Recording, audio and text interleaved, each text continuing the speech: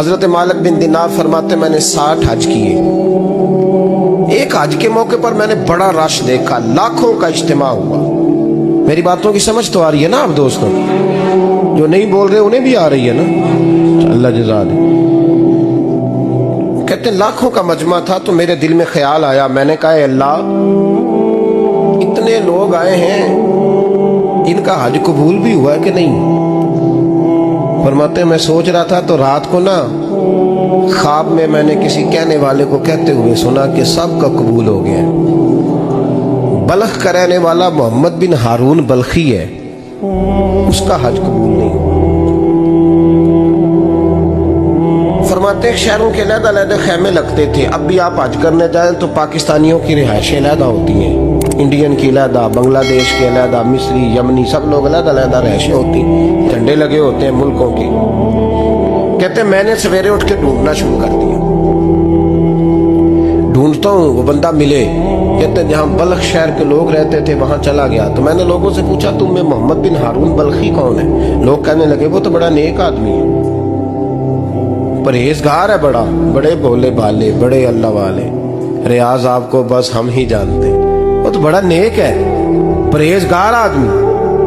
میں نے کہا اچھا کہاں ہے؟ انہوں نے کہا پہاڑ کے پیچھے اس نے خیمہ لگایا ہوا ہے, ساری رات عبادت کرتا ہے, سارا دن روزہ رکھتا ہے, قائم اللیل ہے, صائم الدہر ہے. کیا بات؟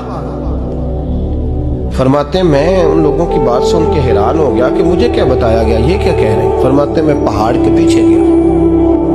حضرت مالک بن دینار علیہ رحمہ فرماتے ہیں جب میں وہاں پہنچا تو میں نے اس شخص کو مصلی پہ بیٹھے دیکھا. کثرت عبادت کے آثار اس کے وجود پر نظر آ رہے, سیدھا بازو اس کا کٹا ہوا تھا.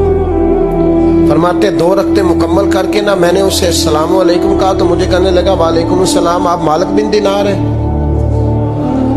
میں نے کہا بڑی اس کی فراست ہے.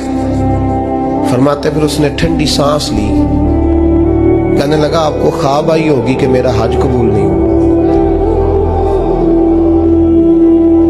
فرماتے ہیں مجھ پر اور بجلی گری کہ کیا کہہ رہا. میں نے کہا یار لوگ بھی تیری تعریف کر رہے ہیں اور تیری بصیرت بھی بڑی ہے, تو یہ ماجرا کیا ہے؟ کہنے لگا آپ نہ پوچھیں. یہ کہہ کے اس نے رونا شروع کیا, دیر تک روتا رہا. میں نے کہا نہیں یار تو بتا. کہنے لگا نہیں آپ نہ پوچھیں, آپ ناراض ہو گئے. میں نے کہا میں نہیں ہوتا, تو بولنا.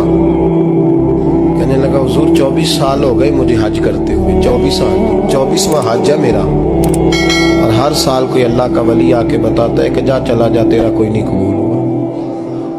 بے پروائی ویک سجن دی جتھے کسے دی پیش نہ جاوے, انہیں تاجا والے در در رولے تے منگتیاں تخت بٹھاوے. آزم کسے نو کارا ملدا ہی کوئی کعبے و خالی آوے. کہتے ہیں اس نے مجھے کہا حضور 24واں حج ہے, ہر سال کوئی بتاتا ہے. میں نے کہا تیری غلطی. کہنے لگا میں اپنی ماں کا نافرمان. میں نے کہا واقعہ کیا ہوا؟ کہنے لگا حضرت اللہ نے مجھے دولت دی, مال دیا, زمینیں دی تو میں عیاش ہو گیا. امام مالک بن دینار رحمۃ اللہ علیہ فرماتے ہیں مجھ سے کہنے لگا پیسے آئے تو میں عیاش ہو گیا. رمضان کا مہینہ تھا, عصر کے بعد میری اماں افطاری کی تیاری کر رہی تھی. میں گیا, میں نے کہا شراب پی ہوئی, اماں روٹی دے. تو اماں کہنے لگی شرم کر, شرم کر, روزہ رکھا نہیں تو جنہوں نے رکھا ہے ان کا تو خیال کر. کہتے اماں کی بات کا مجھے غصہ لگا. میں کہا کرتا ہوں بد نصیب ہے وہ بیٹا جس کا باپ اس سے بات کرتے ہوئے ڈرتا ہے کہ پتہ نہیں کہاں سے بولے گا. بد نصیب نہیں وہ بیٹا جس کی ماں اس سے بات کرتے ہوئے سہم جاتی ہے کہ پتہ نہیں کون سی بولی بولے گا. بد نصیب نہیں کہ ماں باپ بھی جس سے کھول کے بات نہ کر سکے. حضرت مالک بن دینار سے کہنے لگا اماں نے جب کہا نا شرم کر تو مجھے غصہ آیا, میں نے ماں کو تھپڑ مارا اور میری ماں جلتے ہوئے تندور میں گری.